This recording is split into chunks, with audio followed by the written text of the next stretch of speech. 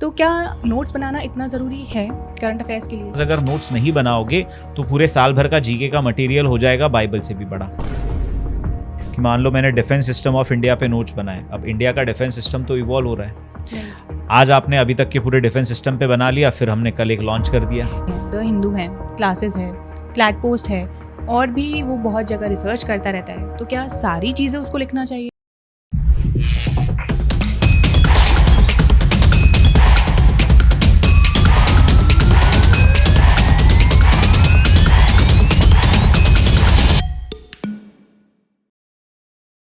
Sir, बच्चों को already इतनी जगह बताया जाता है कि करंट अफेयर्स के नोट्स बनाना ज़रूरी है। हिंदू एनालिसिस में, क्लासेस में, हर जगह बताया जाता है। बट फिर भी वो बार बार यही पूछते हैं कि क्या नोट्स बनाना ज़रूरी है, क्योंकि अगर एक पर्सन भी उनको ना बोल दे तो वो उसी को मानेंगे। तो क्या नोट्स बनाना इतना ज़रूरी है करंट अफेयर्स के लिए? हर टीचर का यही कहना है, या मेरा भी यही मानना है। चाहे आपको नोट्स बनाने हैं नोट्स बनाओ, चाहे आपको नहीं बनाने हैं नहीं बनाओ। एंड रिजल्ट ये है, जब आपके हाथ में मॉक आएगा, जब आपके हाथ में जीके फेस्ट आएगा, जब आपके हाथ में फाइनल पेपर आएगा, आपको उसके आंसर्स आने चाहिए। राइट। अब आप जिस तरीके से कर सकते हो वैसे कर लो। नोट्स बनाने के 3 तरीके हो सकते हैं, जितना इजी आप इसे करना चाहो। नोट्स बनाना इसलिए ज़रूरी होता है बिकॉज अगर नोट्स नहीं बनाओगे तो पूरे साल भर का जीके का मटेरियल हो जाएगा बाइबल से भी बड़ा। राइट। तो फिर it's better to prepare your own notes with the pointers. अब आप इसको डिजिटली बना सकते हो किसी स्टूडेंट को। So if you see the history, इतने सालों में मैंने कुछ ऐसे स्टूडेंट्स दिखे हैं जो सिर्फ डिजिटली बनाते हैं, जिनको लिखना पसंद नहीं है, और दे गेट द रिजल्ट। दूसरा, लाइक एवरनोट यूज़ करने वाले मेनली डिजिटली बनाते थे।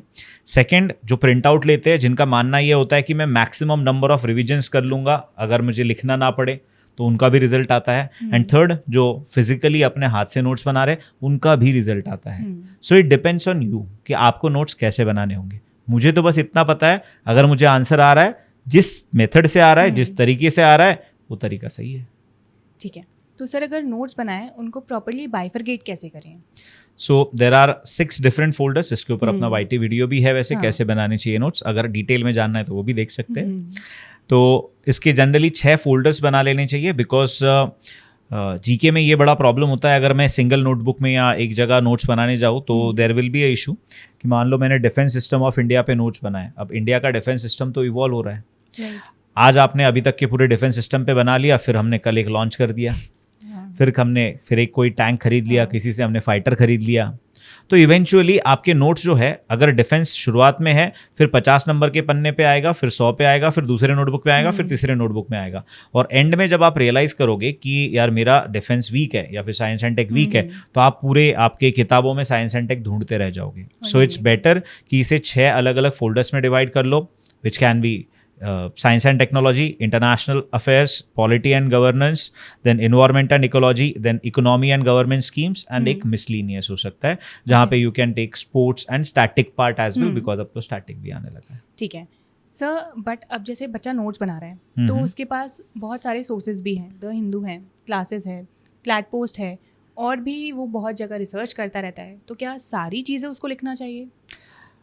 मेजॉरिटी ऑफ द सोर्सेज पे आप अगर जाओगे तो you will see repetition of the news. GK में ये एक बड़ा प्रॉब्लम कह सकते हो, या फिर एक अच्छी चीज़ है कि आपको लगता है ये बहुत बड़ा है, लेकिन चीज़ें कई बार रिपीट हो रही है। अब इंडिया का इंडिपेंडेंस 1947 है, तो चाहे वो क्लास हो, चाहे वो क्लैट पोस्ट हो, चाहे वो कोई और जगह हो, हर जगह वही होगा, right? It's not going to change. तो अगर आप मल्टीपल सोर्सेज से वही चीज़ करोगे तो वो आपका टाइम बर्बाद करेगा। सो इट्स बेटर कि आप अपने सोर्सेज को प्रायोरिटाइज कर लो।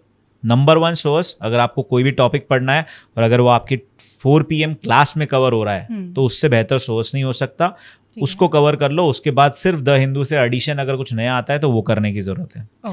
Number 2 source can be CLAT post, and number 3 source will be the Hindu. तो ये 3 प्रायोरिटी में आप सेट कर सकते हो। वैसे अगर वो टॉपिक बहुत इंपॉर्टेंट है और आप लीगल एज स्टूडेंट हो तो आपके 4 PM क्लास में वो कवर हो ही जाना है। तो साथ में सारी चीज़ें करते रहो।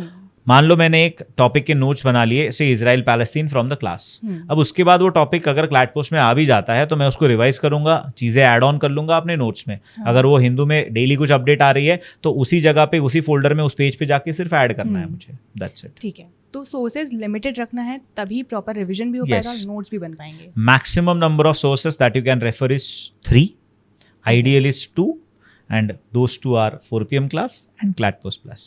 Okay sir.